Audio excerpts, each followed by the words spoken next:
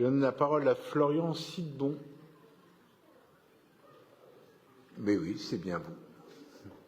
Je croyais qu'il y avait Jean-Philippe Gillet avant moi. Monsieur le maire, merci. Écoutez, mes chers collègues, beaucoup a déjà été dit, mais donc il y a tout juste un an, nous recevions les témoignages de Franciliennes et de Franciliens qui avaient été tirés au sort pour participer à la conférence citoyenne que Audrey Pulvar a impulsée pour répondre à une question: bien manger en 2021, ça veut dire quoi? Une question centrale qui répond à 4 objectifs essentiels: manger à sa faim, s'approvisionner à côté de chez soi, manger ce qui est bon pour la santé et consommer, donc produire, en protégeant l'environnement. Aujourd'hui, c'est une réponse construite qui est arrivée devant nous et elle figure dans le plan alimentation durable qui nous est présenté. Je me réjouis, mes chers collègues, que la ville de Paris atteigne les objectifs fixés par sa maire, Anne Hidalgo, en proposant une alimentation 100% bio et durable, dont 50% de local dans les cantines de Paris d'ici la fin de la mandature.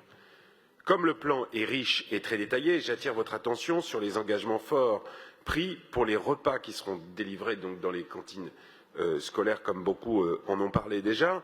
Je vous rappelle que 30 millions de repas sont servis chaque année dans 1300 restaurants collectifs. La gestion de la restauration scolaire, qui comprend les écoles maternelles, élémentaires et les collèges, est confiée par la ville aux 17 caisses des écoles et ces établissements publics autonomes sont présidés par les maires d'arrondissement. Il y est servi 22 millions de repas par an. Grâce à ce plan, les cantines vont préserver le climat et la biodiversité, en tout cas mieux. Précisément, l'approvisionnement sera biologique ou durable dans le respect de l'environnement. Il s'agira de manger local et de saison. Une proposition flexitarienne sera adoptée et nous poursuivrons notre politique de restauration collective zéro déchet.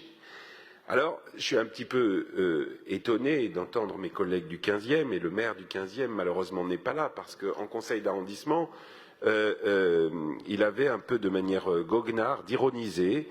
Et je voudrais lui dire qu'il ne s'agit pas de nourrir les petits écoliers, comme il le sous-entendait, de graines ou de racines, que quand Monsieur Loriot, vous dites qu'il ne faut pas être dogmatique et normatif, je suis bien d'accord, mais ça va dans les deux sens. Et quand on caricature, même en plaisantant, de cette manière-là, on ne va pas dans le bon sens. On ne va pas dans le sens d'éduquer les petites Parisiennes et les petits Parisiens, comme pourtant vous l'appelez de vos vœux de manière très pertinente, du reste. Et puis, pardon ? Quel chemin? Je ne comprends pas bien ce que vous dites. Pour les auditeurs, Monsieur Loriot m'interpelle en disant je vous ai montré le chemin. Alors je ne sais pas quel chemin il a montré, mais Monsieur le maire du 15e en tout cas n'a pas montré le chemin en caricaturant les choses de cette façon-là. Pour aller.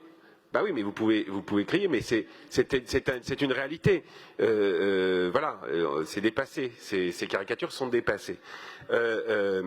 Et par ailleurs, quand on parle de la question de la viande ou du poisson à la cantine, il ne s'agit pas que de la question, Madame Tissandi, du bien-être animal. Il s'agit aussi de la question de la pollution. On le sait bien. Voilà.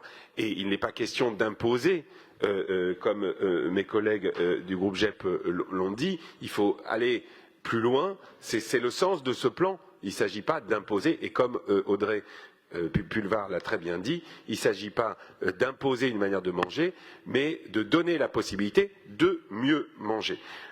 Pour finir, donc, pour vous dire que il y aura en effet des labels reconnus avec lesquels nous allons mettre en place des repas bio à 75%. 100% des bananes et du chocolat seront labellisés équitables.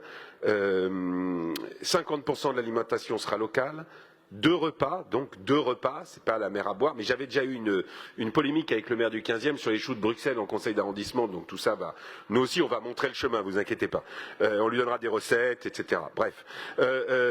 Donc 2 repas végétariens seulement seront servis par semaine pour tous, 100% des œufs de poule élevés en plein air seront bio, 100% de la viande et des produits laitiers seront également bio ou labellisés, et 100% de poissons sera issu de pêche et de pisciculture responsable.